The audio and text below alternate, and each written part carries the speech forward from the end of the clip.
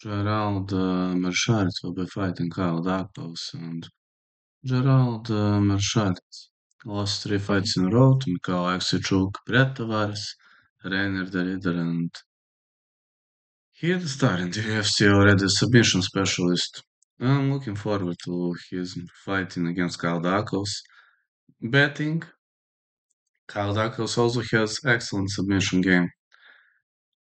It would be a really big problem for Meerschaert, and as much as I want to give advantage to Meerschaert, I simply can't do it.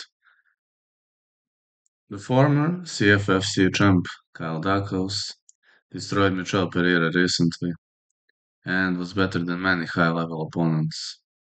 His first UFC run wasn't spot on, but his second UFC run is amazing.